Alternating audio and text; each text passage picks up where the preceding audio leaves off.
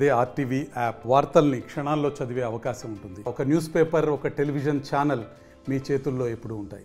వసంత పంచమిని పురస్కరించుకొని నిజామాబాద్ జిల్లా వ్యాప్తంగా అమ్మవారి ఆలయాల్లో ఘనంగా పూజలు నిర్వహిస్తున్నారు. ఉమ్మడి నిజామాబాద్ జిల్లాలోని అమ్మవారి ఆలయాలు ఘనంగా భక్తులు ఆలయాలను దర్శించుకున్నారు. ముఖ్యంగా ఈ వసంత పంచమి ఉద్దేశం ఏంటి, వసంత పంచమికి ఏమేమి ముఖ్యత ఉంటుందనే అంశానికి సంబంధించి ఆలయ పూజారి ఉన్నారు, వారిని అడుగుదాం. చెప్పండి, ముఖ్యంగా వసంత పంచమి అంటే ఏంటి, దీనికి ప్రాముఖ్యత ఏంటి? శ్రీ గురుభ్యో నమః. శ్రీమన్మహాగణాధిపతయే నమః. ఓం శ్రీ మాత్రే నమః. వసంత పంచమి శ్రీ పంచమిగా పిలువబడుతుంది. అలాగే నేటి రోజున సరస్వతీ మాత యొక్క జన్మదినము. ఈ రోజున ఎటువంటి ముహూర్తాలు చూడవలసిన అవసరం లేదు. 3:30 ముహూర్తంగా చెప్పబడుతుంది. ఈరోజు తెల్లవారుజామున మొదలుకొని సూర్యాస్తమయం వరకు కూడా అక్షరాభ్యాస కార్యక్రమాలు నిర్వహించిన అటు విద్యార్థులు సకల శాస్త్ర కోవిదులై ఎటువంటి ఆటంకములు లేకుండా తమ యొక్క విద్యను అభ్యసిస్తారని శాస్త్ర సమ్మతం. అలాగే నేటి ఉదయం శ్రీ నీలకంఠేశ్వర స్వామి వారి ఆలయంలో అమ్మవారు పార్వతీమాత అయినా కానీ సరస్వతీమాత స్వరూపంగా అమ్మవారికి ఉదయం నుండి అభిషేక కుంకుమార్చన కార్యక్రమాలు నిర్వహించి అమ్మవారి వద్ద వచ్చినటువంటి శిశువులకు అక్షరాభ్యాస కార్యక్రమాలు నిర్వహించడం జరిగింది. అలాగే సాయంకాలం అమ్మవారి యొక్క పల్లకీ సేవా కార్యక్రమాలు నిర్వహిస్తూ రాత్రి భజన కార్యక్రమాలతో ఆలయం మూసివేయడం జరుగుతోంది.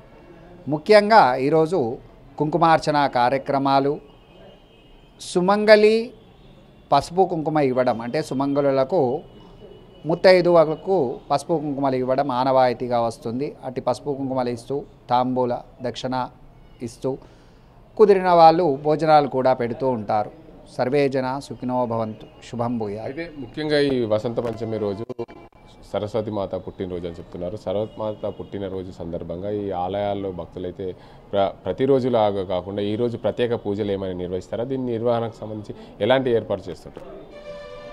ఇక్కడ ఆలయంలో అమ్మవారు పార్వతీమాత అయితే ఇంతకుముందు చెప్పినట్టుగా సరస్వతీ మాతగా అమ్మవారికి కుంకుమార్చన కార్యక్రమాలు నిర్వహిస్తూ ముఖ్యంగా విద్యార్థుల అక్షరాభ్యాస కార్యక్రమాలు నిర్వహించడం జరిగింది. దీని ప్రత్యేకత ఏంటి? వసంత పంచమి ప్రత్యేకత. అమ్మవారు సరస్వతీమాత స్వరూపం. వసంత పంచమి స్త్రీ పంచమిగా పిలువబడుతుంది. అమ్మవారు సరస్వతీమాత రూపంలో ఈరోజు జన్మించి భక్తులందరికీ విద్యా బుద్ధులను ప్రత్యేకంగా కేటాయించినటువంటి విద్యా బుద్ధులకు ప్రధాన అధిపతిగా అమ్మవారు కొలువబడుతుంది. 3:30 ముహూర్తం అంటే ఎందుకు వచ్చింది?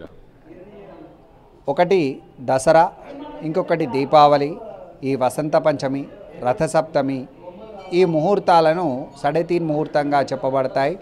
ఇటు ముహూర్తాలలో ఎటువంటి ముహూర్తము చూడవలసిన అవసరం లేదు. ఎవరి పేరు మీద కూడా పేరు బలాలు చూడవలసినటువంటి అవసరం లేదు. ఎవరైనా కానీ భూమి పూజ కార్యక్రమాలు కానీ, గృహ ప్రవేశాలు కానీ, విద్యకు సంబంధించినటువంటి అక్షరాభ్యాసాలు కానీ, ఇలాంటి మంచి పనులకు అన్నిటికీ కూడా ఈరోజు శ్రీకారం చుట్టవచ్చు. మొత్తంగా చూసుకోవచ్చు, నిజామాబాద్ జిల్లాలో ఈ వసంత పంచమిని పురస్కరించుకొని భక్తులైతే ఆలయాల్లోకి రెగ్యులర్ ఈరోజు వసంత పంచమి రోజున సరస్వతి అమ్మవారు పుట్టినరోజు కనుక సరస్వతి అమ్మవారు పుట్టినరోజు ఎలాంటి ముహూర్తాలు చూసుకోవాలని అవసరం లేదు.